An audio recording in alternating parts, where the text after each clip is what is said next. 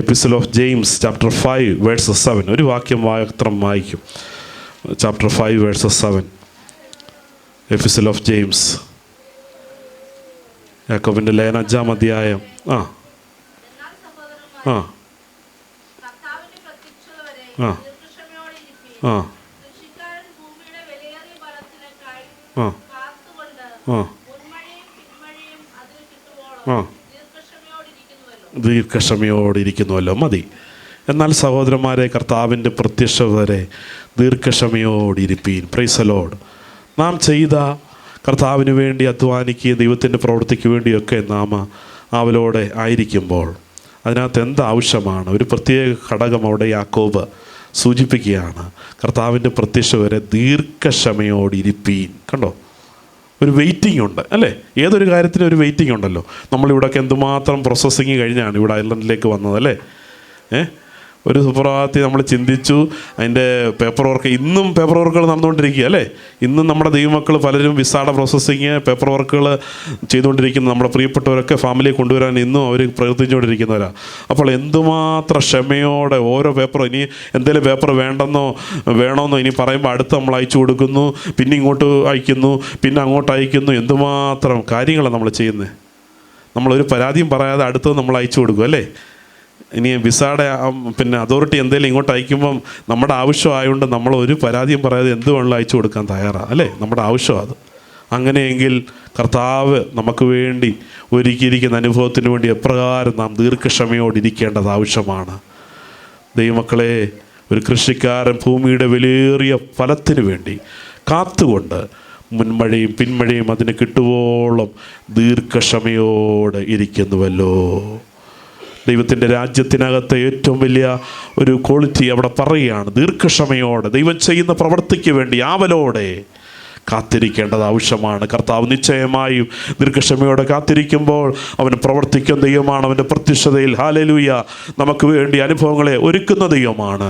വിശേഷാൽ ഈ സമയം ഞാനൊരു കാര്യം കൂടെ ഓർപ്പിക്കാൻ ആഗ്രഹിക്കും. നമ്മുടെ കുഞ്ഞുങ്ങൾക്ക് വേണ്ടി, വിശേഷാൽ നമ്മുടെ കുഞ്ഞുങ്ങളെ എല്ലാവരും പ്രായമായിക്കൊണ്ടിരിക്കുന്നു.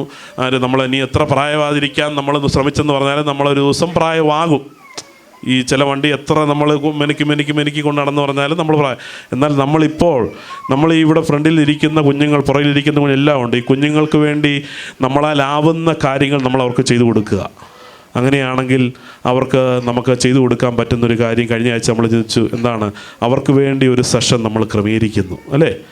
നിങ്ങൾക്ക് കോമൺ മീറ്റിംഗ് നിങ്ങൾ വരുന്നുണ്ട്, സംബന്ധിക്കുന്നുണ്ട്, എങ്കിലും നിങ്ങൾക്ക് വേണ്ടി ഒരു സെഷൻ അടുത്ത ദിവസങ്ങളിൽ വിശേഷാൽ നമ്മൾ പ്രാർത്ഥിച്ച് മെയ് 4 നമ്മൾ ആ ഇംഗ്ലീഷ് മീറ്റിംഗ് ആയിട്ട് കൂടി വന്ന് കുഞ്ഞുങ്ങൾക്ക് വേണ്ടി ഒരു 5 മണിക്ക് ഇവിടെ ഹോളിൽ നമുക്ക് ഇവിടുത്തെ പാസ്റ്റർ പറഞ്ഞു 5 മണിക്ക് ഓക്കെ ആണെന്നല്ലേ? ഒളിവർ 5 മണിക്ക് ഓക്കെയാണ്. അങ്ങനെയെങ്കിൽ മാതാപിതാക്കളും അതിനുവേണ്ടി ഉത്സാഹിച്ച് ഇന്ന് കടന്നു വരാൻ കഴിയാത്തവരോട് ആ വിഷയം പറയുക.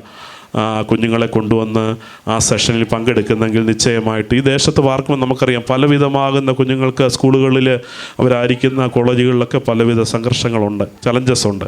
എന്നാൽ അതിൻ്റെ നടുവിൽ പിടിച്ചു നിൽക്കണമെന്നുണ്ടെങ്കിൽ ദൈവവചനത്തിലും പ്രാർത്ഥനയിലും അവർ ഉറപ്പിക്കണം. ആ ഉത്തരവാദിത്വം നമുക്കുണ്ട്. ഇല്ലെന്ന് നമുക്ക് പറയാൻ പറ്റത്തില്ല.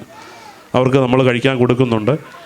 നമ്മൾ ഏറ്റവും നല്ല ഫുഡും നമ്മൾ മേടിച്ച് അവർക്ക് ചൂടാക്കി കൊടുക്കും, തണുത്ത് കൊടുക്കേണ്ട ഐസ്ക്രീം കൊടുക്കും, തണുപ്പിൻ്റെ സമയത്ത് ഇത് കൊടുക്കും, എല്ലാം കൊടുക്കുന്നുണ്ടെങ്കിലും അതിനോളം ഇമ്പോർട്ടൻസ് ഉള്ള കാര്യമാണ് ദൈവവചനവും ദൈവവചനത്തിലുള്ള അഭ്യസനവും.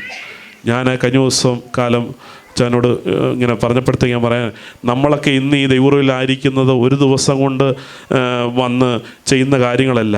പലരുടെ പ്രാർത്ഥനയും സാക്രിഫിഷ്യലായ കമ്മിറ്റ്മെൻറ്റും അതിനകത്തുണ്ട് അല്ലേ ദിവാസ? പലരുടെ സാക്രിഫിഷ്യലായ കമ്മിറ്റ്മെൻറ്റ് അതിനകത്തുണ്ടോണ്ട് മാത്രമാണ് ഇന്ന് ദൈവറുവേൽ വന്ന് ഇന്നിവിടെ ഈ ശുശ്രൂഷ ചെയ്യുന്നത്. ദൈവദാസന്മാർക്കതറിയാം. പലരുടെ പ്രാർത്ഥനയും ആ സാക്രിഫിഷ്യലായ കമ്മിറ്റ്മെൻറ്റും കൊണ്ട്, അനേക മാതാക്കളുടെ പ്രാർത്ഥനയും അതുകൊണ്ടാണ് ഞാൻ ഇന്ന് ഇവിടെ വന്ന് ഈ ശുശ്രൂഷ ചെയ്യുന്നതിൻ്റെ ഒരു കാര്യം. അല്ലാതെ എൻ്റെ കഴിവോ ഏതാണ്ട് വലിയ സമ്പത്തിൻ്റെ ഇതുകൊണ്ടോ കഴിവുകൊണ്ടോ ശ്രേഷ്ഠതയോ ഒന്നുമല്ല. അങ്ങനെയെങ്കിൽ നമ്മളെടുക്കുന്ന ചുവടുകൾ, ദൈവനാമത്തിന് വേണ്ടി വെക്കുന്ന ചുവടുകളൊക്കെയും സാക്രിഫിഷ്യലായി വെക്കുന്ന കമ്മിറ്റ്മെൻറ്റുകളൊക്കെയും വരും കാലങ്ങളിൽ ഹല്ലേലൂയ ഞാൻ വിശ്വസിക്കുന്നു അത് 30, 60, 100 മേനിയായി വിളവ് കൊണ്ടുവരും. ഹല്ലേലൂയ.